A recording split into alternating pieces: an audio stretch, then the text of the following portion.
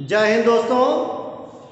BCom third year के theoretical concept का एक आखिरी वीडियो मैं दे रहा हूं आपको। ऊपर आपने नाम देख लिया होगा, income tax authorities and their power. कुछ बाहर के क्वेश्चन तो मैं आपको जरूर दे रहा हूं, लेकिन हो सकता है लोग पूछ लें तो आप लिख सकते हैं। सबसे पहले हम लोग ये जान लें कि इनकम टैक्स अथॉरिटी क्या होती है। तो जितने इनकम टैक्स अधिकारी होते हैं, इनकम टैक्स ऑफिसर होते हैं, ये सारे लोग अथॉरिटी कहे जाते हैं। सत्ता, अथॉरिटी का मतलब होता है कौन कौन लोग अधिकार में हैं, कौन कितने अधिकारी हैं। तो सबसे पहले हम लोग इसको जान लेंगे इंट्रोडक्शन वाले पॉइंट में। इनकम टैक्स अथॉरिटी कौन है इज डिफाइंड इन सेक्शन 116। हम तो सेक्शन वाली बात करते हैं, आपको पता होगा। 116 of the income tax act 1961। जो भी बच्चे क्लास करें फटाफट नोट कर लें। आयकर अधिकारियों को भारतीय आयकर अधिनियम 1961 की धारा 116 में परिभाषित किया गया है। और इनकम टैक्स अथॉरिटी होते क्या हैं? ये गवर्नमेंट ऑफिसर होते हैं, ये गवर्नमेंट अथॉरिटी होती है, सरकारी अधिकारी होते हैं जो इनकम टैक्स के सारे रूल्स और रेगुलेशन को फॉलो कराते हैं। ये बात आपको ध्यान रखना। जिन व्यक्तियों द्वारा आयकर अधिनियम के नियम और कानून को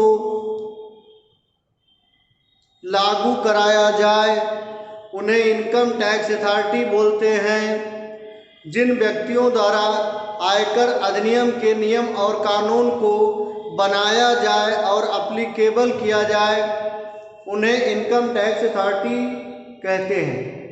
the person who is liable to make the rules and regulation of income tax guideline is called as income tax authority. जो लोग आयकर अधिनियम के नियमों को बनाते हैं और उसको लागू कराते हैं उनको इनकम टैक्स अथॉरिटी कहते हैं। तो इनकम टैक्स एक्ट में इनकी संख्या क्या है इनकम टैक्स अथॉरिटी में? इसके लिए मैं आपको एक कोड बता रहा हूं। आपने बैंक का नाम सुना होगा, ICICI ताजमहल। अब ताजमहल तो नहीं लिखूंगा, डी ताज लिख दे रहा हूं। ये लगभग 10 इनकम टैक्स ऑफिसर का नाम मैं आपको दे रहा हूं। अंडर सेक्शन 116 का भी पढ़िएगा, समय कम है, मैं ज़्यादा चीज़ें समझाना चाहता हूं आपको। तो इस कोड से आप आयकर अधिकारियों का नाम लिख सकते हैं पेपर में, एग्जाम में। पहले तो हमने बता दिया who is income tax authority, तो आप बता सकते हैं ऐसे पढ़े लिखे लोग, ऐसे सिविल सर्वेंट, ऐसे गवर्नमेंट ऑफिसर जो इनकम टैक्स के लॉ और रेगुलेशन को बनाते और अप्लाई कराते हों, उनको इनकम टैक्स अथॉरिटी कहा जाता है। हर एग्जाम्पल आप इनकी संख्या लिख सकते हैं, जहां आई का मतलब क्या है? इनकम टैक्स कमिश्नर, या इसको आप इनकम टैक्स ऑफिसर लिखें, आयकर अधिकारी। ऑफिसर का मतलब जो होगा जो ऑफिस से जुड़े होते हैं, IRS वगैरह होते हैं, इनकम टैक्स ऑफिसर। यहाँ आई का मतलब ये होगा। फिर सी का मतलब क्या होगा बच्चे?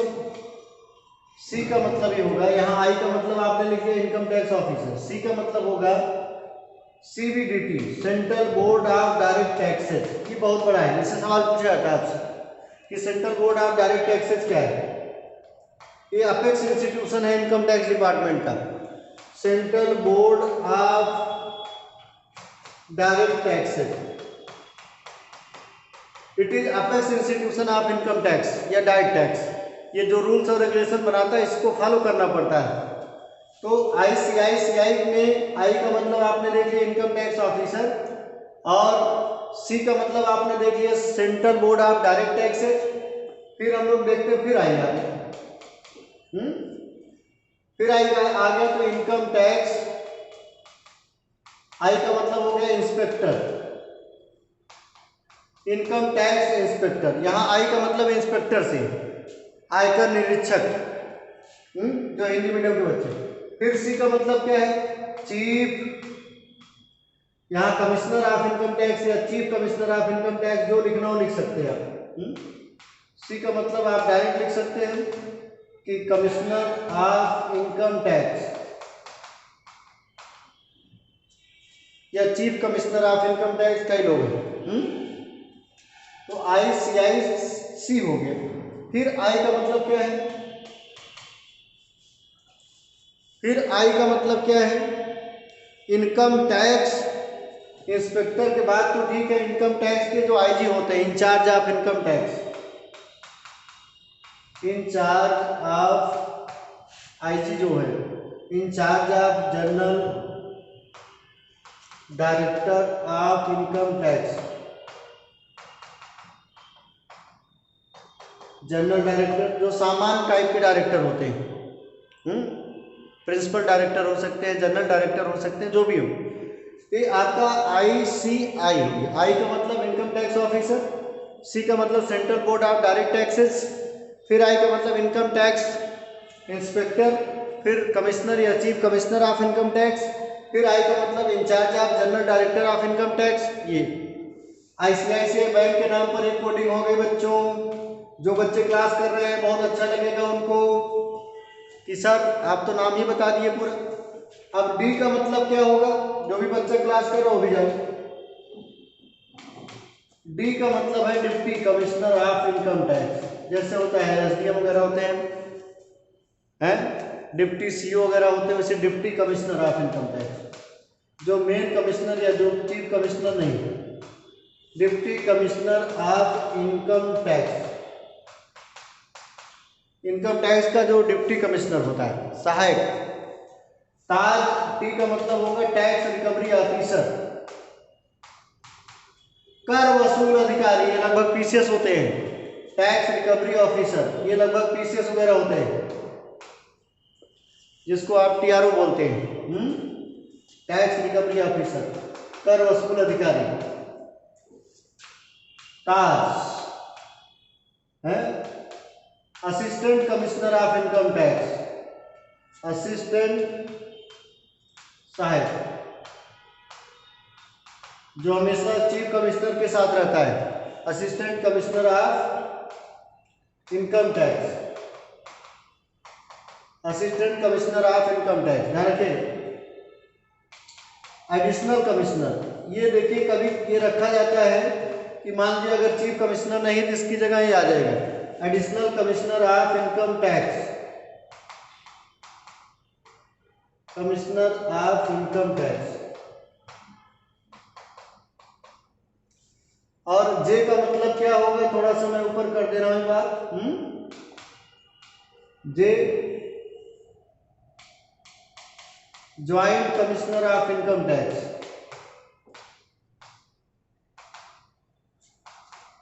Joint commissioner of income tax. ये तो आयकर अधिकारियों का नाम हो गया है। मैंने छोटी सी प्यारी सी कोडिंग आपको बताया, जो भी बच्चे क्लास कर रहे हैं जरा फटाफट एक बार से रिवाइज कर दे रहा हूँ। मैंने शुरुआत क्या किया कि इनकम टैक्स अथॉरिटी कौन होते हैं, मैंने उसको बताया, मैं बार बार नहीं बताऊंगा। अब मैं आपको बताना चाहता हूँ कि इनके नाम मैंने कुछ आपको एग्जाम्पल दिया, लगभग 10 अधिकारियों के नाम हमने बताया अंडर सेक्शन 116 में जिनकी नियुक्ति की जाती है।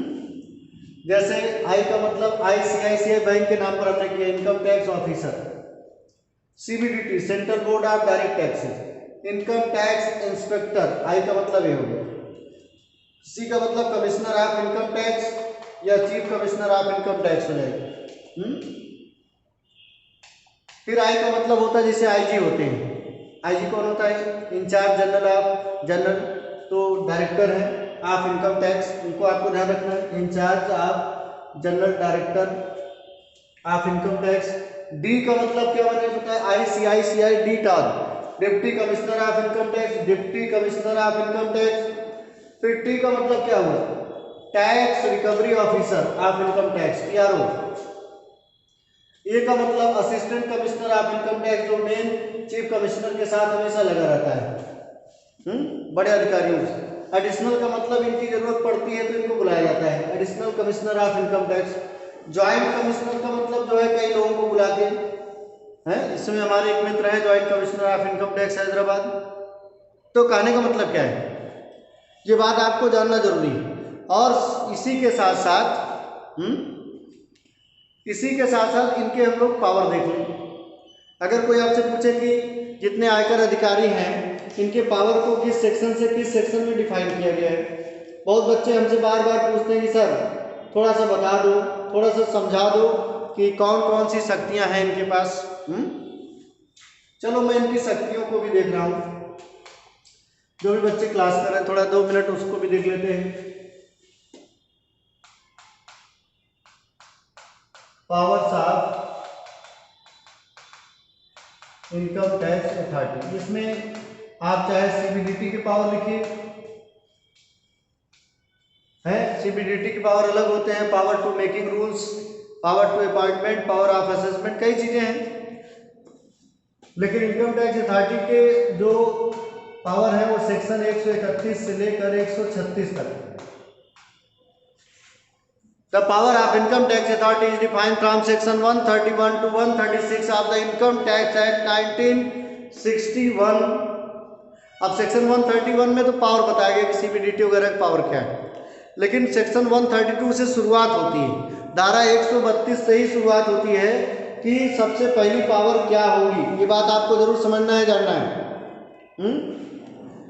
सबसे पहली पावर मैं सेक्शन 132 में बताना चाहता हूं। जो भी बच्चे क्लास कर रहे हैं फटाफट नोट कर लेंगे। सेक्शन 132 से शुरुआत होती है। ये किस चीज की पावर है? पावर ऑफ, पहले तो इंटर कर लीजिए, इंटरिंग एंड सर्चिंग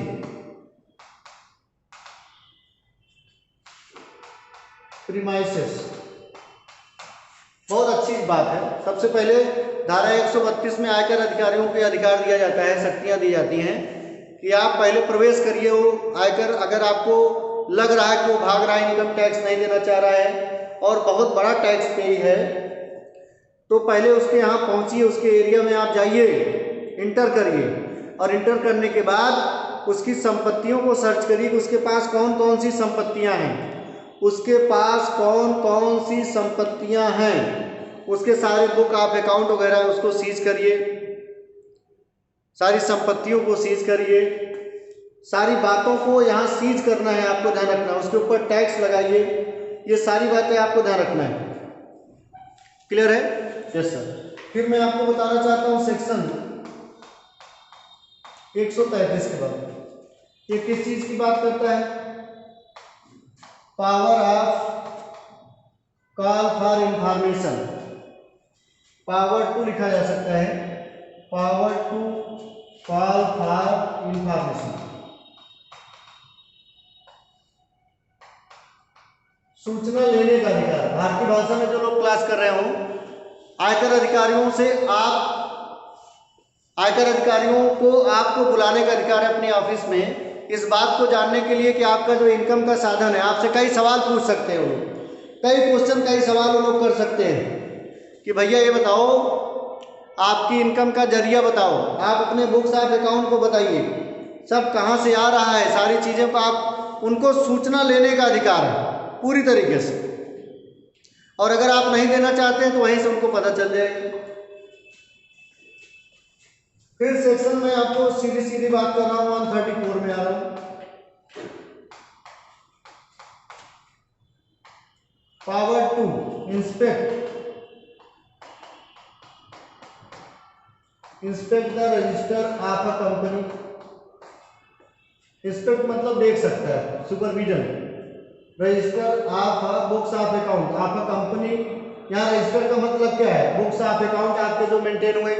भाई जो समस्याएं हैं, सारे रजिस्टर्स जो है, जो आपके रजिस्टर्स वगैरह मेंटेन हुए हैं, इनको देखने का अधिकार है। किसके पास अधिकार है? आयकर अधिकारियों के पास। कि आपने लिखा पढ़ी में क्या है, आप दिखा रहे हैं कि हमको लॉस हो रहा है, तो जरा हम भी देखें कि लॉस कैसे हो रहा है। बहुत लोग चोरी करने के लिए लॉस दिखा देते हैं बढ़ा चढ़ा के। एम्प्लॉय 10 काम कर रहे हैं, 0 बढ़ा दिए 100 एम्प्लॉयों को सैलरी बांट के बैठे हैं, नुकसान दिखा रहे हैं। तो आयकर अधिकारी कहते हैं भैया ये गलत हो रहा है। फिर सेक्शन आगे बढ़ा रहा हूं मैं आपको 134 के बाद section 135 power to make inquiries. इनको इंक्वायरी लेने का भी अधिकार है, पूछताछ जैसे पुलिस वाले करते हैं। पुलिस वाले को अधिकार होता है, आपको पता होगा। पुलिस वालों को ये सारा अधिकार है कि आपसे सारी घटनाओं के बारे में अगर शक हो गया तो आपको उठा के सारी बातें आपसे पूछ सकते हैं। ऐसे इनकम टैक्स डिपार्टमेंट के पास ये राइट होता है कि अगर उनको शक है कि आप कुछ छिपा रहे हैं, फैक्ट का इम्प्लीजमेंट करना चाह रहे हैं, चोरी करना चाह रहे हैं, तो आपको उठा सकते हैं और आपसे सारी इंक्वायरी पूछताछ कर सकते हैं। सेक्शन 136 सेक्शन 136 ये बात, ये जुडिशियल पावर की बात कर रहा है सर। जुडिशियल पावर, हाँ जुडिशियल पावर आप समझिए, इनको न्यायिक अधिकार होता है। ये लोग खड़े खड़े डिसीजन ले सकते हैं, पूरा न्यायिक अधिकार है, वहीं पर फैसला ऑन द स्पॉट। अब तो फेसलेस असेसमेंट होने लगा। मैंने उस दिन आपको कल असेसमेंट पढ़ाया था, फेसलेस असेसमेंट होने लगा। अब तो लोग टैक्स पे और इनकम टैक्स डिपार्टमेंट के लोग अधिकारी होते हैं, उनका आमना सामना नहीं होता है। नहीं तो लोग वहीं सेट कर लेते थे, मामला फाइनल हो जाता था। इसके अलावा भी, ये तो मैं कॉमन राइट बता रहा हूँ, कॉमन पावर बता रहा हूँ। इसके अलावा भी power of survey, power of supervision, power of assessment, power of making rules, CBDT की बात बता रहा हूँ। सीबीडीटी क्या कर सकता है? पावर ऑफ अपॉइंटमेंट, नियुक्ति का अधिकार, तमाम अधिकार हैं। ये तो मैंने सिंपली आपको बताया। एक बार फिर से मैं इस सेक्शन को रिवाइज कर दूंगा। कोई बच्चे क्लास कर रहे हैं, सेक्शन 131 से 36 की बात तो है, लेकिन 131 तो केवल इसको बताता है कि कौन कौन से पावर उनकी एक संरचना खींचता है। 32 में आप देख सकते हैं कि power of entering and searching premises, property को सर्च करने का अधिकार है इनके पास, खोज का अधिकार। 133 कहता है पावर टू कॉल इंफॉर्मेशन, सूचना लेने का अधिकार, सूचना information. Power to inspect the registers of a company, company के रजिस्टर को Check करने का अधिकार है, जांचने का अधिकार है। पावर टू चेक, इंस्पेक्शन मतलब होता है चेक, सेक्शन 134।